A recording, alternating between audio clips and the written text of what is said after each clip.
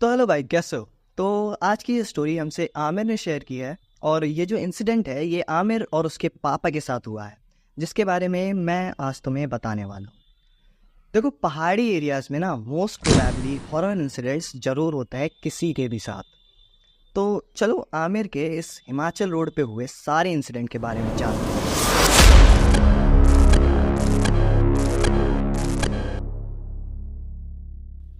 तो इस इंसिडेंट को अब कुछ लगभग 4 से 4.5 साल हो चुके हैं और आज भी ये लोग इसके बारे में बात करने पर बहुत ज़्यादा डर जाते हैं। तो अब देखो क्या है कि आमिर कुछ 17 साल के आसपास का था जब ये सब हुआ था और आमिर के घर में उसके मम्मी पापा हैं।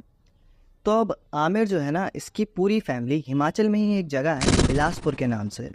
तो ये आमिर और उसकी पूरी फैमिली वैसे तो उस बिलासपुर के ही रहने वाले हैं, पर क्योंकि हिमाचल में आमिर के काफ़ी सारे रिलेटिव्स हैं, एक्चुअली मोस्टली रिलेटिव्स हिमाचल में ही हैं आमिर की फैमिली के।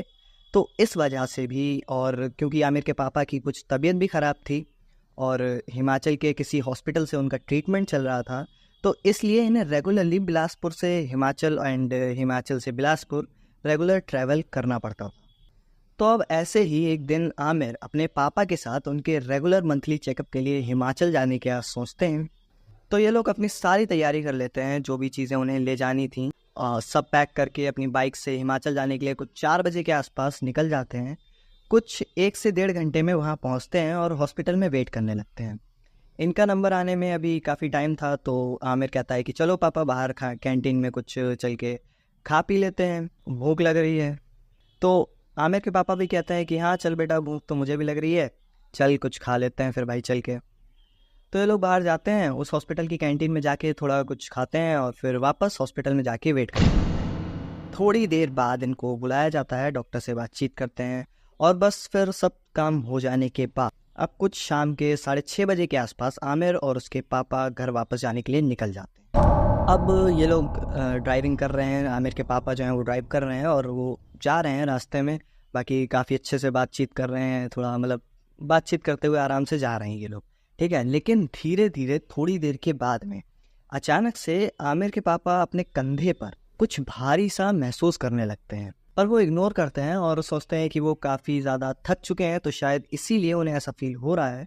तो वो चलते ही रहते हैं। अब ये लोग जाते जाते खूब बातें कर रहे हैं और आराम से ये लोग जा रहे थे।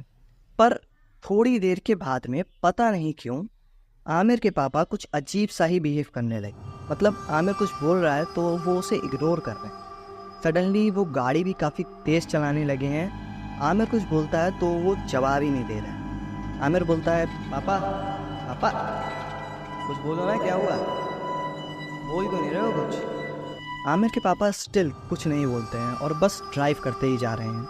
आमिर फिर से एक बार बोलता है और इस बार आमिर के पापा बोलते हैं, पर उनके बोलने पर आमिर को विश्वास नहीं होता है। एक्चुअली वो बोलते हैं, क्या है तुझे? अच्छा पापा पापा करे जा रहा है, तेरा बाप नहीं हूँ, चुपचाप बैठ ले तू, मैं अभी तुझे इस गाड़ी से फेंकूंगा।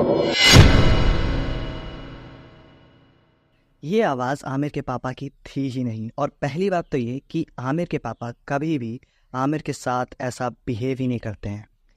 आमिर काफ़ी ज़्यादा घबरा जाता है, उसे समझ ही नहीं आ रहा है कि ये सब क्या हो रहा है। उसे कुछ आइडिया ही नहीं है कि यहाँ से उसकी फैमिली की ज़िंदगी कितने बुरे मोड़ पर पहुँचने वाली थी। थोड़ी देर के बाद में ये लोग पहुँचते हैं अपने घर और वहाँ जाके भी आमिर के पापा का बिहेवियर वैसे का वैसा ही रहता है। और काफ़ी रात हो चुकी थी, तो ये दोनों डिनर के टाइम पर पहुँचे थे। लेकिन आमिर के पापा घर में जाते ही बहुत वियर्ड तरीके से भागते हुए सीधे अपने रूम में जाते हैं और अपने आप को लॉक कर लेते हैं। आमिर और उसकी मम्मी पूछते हैं कि क्या हुआ, दरवाज़ा खोलो, पर वो कुछ रिप्लाई नहीं करते हैं और वो बस ऐसे ही उस रूम में बंद हो जाते हैं। आमिर की मम्मी पूछती हैं कि क्या हुआ पापा को, तूने उनसे कुछ कहा क्या, ये ऐसे अजीब तरीके से क्यों अंदर जाके बैठ गए। आमिर बोला मुझे भी नहीं पता कि ये सब क्या हो रहा है। और आमिर बता देता है कि कैसे वो गाड़ी पे भी अच्छे से बात कर ही रहे थे कि अचानक उसके पापा कैसे भड़क गए और कुछ समझ में ही नहीं आया। अब ये लोग उन्हें खाना खाने के लिए बुला रहे हैं, पर वो किसी की सुन ही नहीं रहे, ना कुछ जवाब दे रहे हैं और ना ही रूम के बाहर आ रहे हैं। अब ये लोग कमरे के बाहर बैठ जाते हैं और बात ही कर रहे हैं और अचानक थोड़ी देर के बाद में कमरे के अंदर से बहुत तेज़ चीखने की आवाज़ आती है जैसे अंदर आमिर के पापा को एकदम से बहुत ज़्यादा ही तेज़ चोट लग गई हो। रूम के अंदर से चीखने के साथ साथ अजीब सी क्रैक्स वाली आवाज़ भी सुनाई दे रही थी, जो कोई क्लियरली समझ नहीं आ रही थी कि वो आवाज़ किस चीज़ की थी।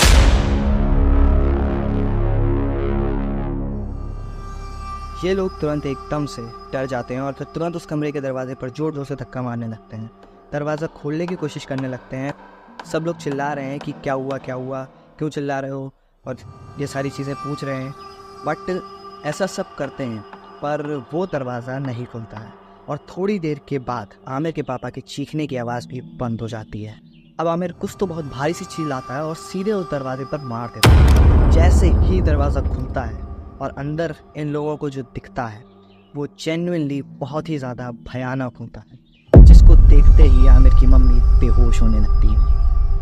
एक्चुअली दरवाजे के खुलते ही इन लोगों को दिखता है कि आमिर के पापा नीचे ज़मीन में एकदम मुड़े हुए पड़े हैं। उनके हाथ पैर एकदम टेढ़े मेढ़े हो रखे हैं और एक भयानक से पोस्चर में वो वहाँ ज़मीन पर पड़े हल्का हल्का सा स्माइल कर रहे हैं।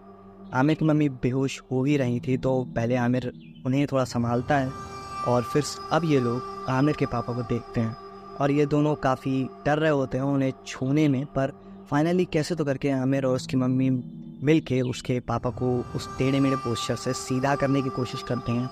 और जब वो लोग उनके हाथ और पैरों को सीधा करने की ट्राई कर रहे थे, उस समय जो आवाज़ आ रही थी वो सच में बहुत ही ज़्यादा डिस्गस्टिंग थी।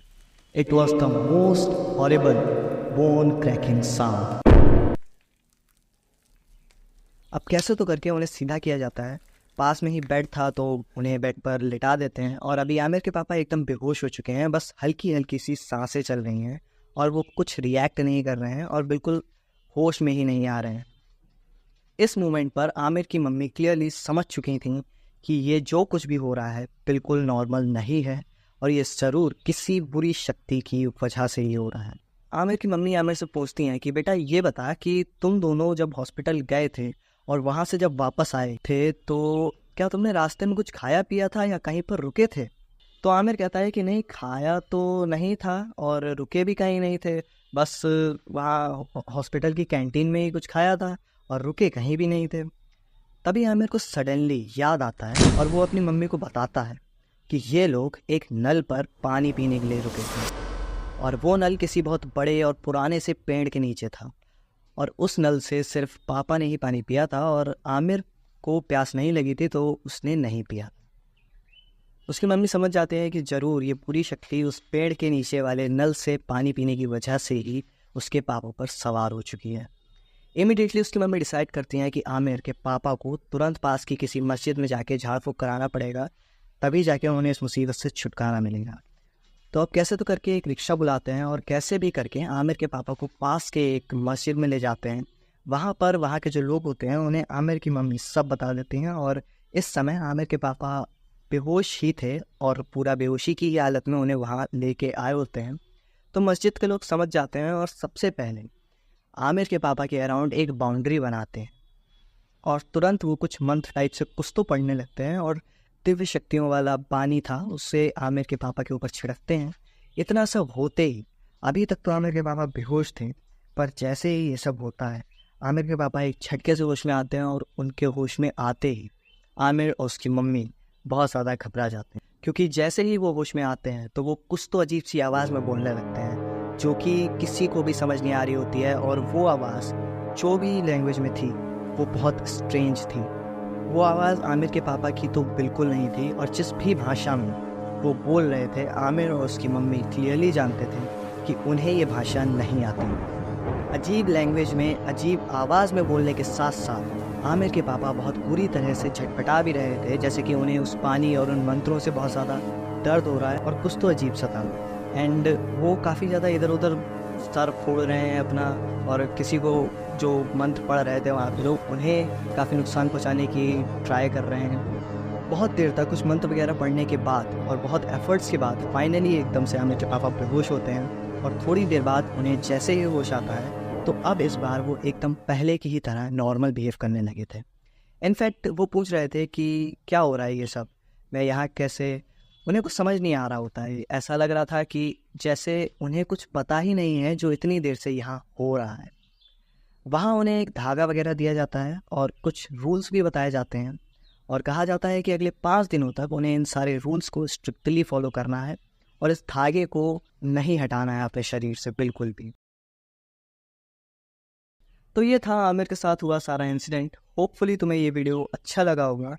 लाइक दिस वीडियो एंड तुम्हें वीडियो कैसा लगा let me know in the comments. Thanks for watching.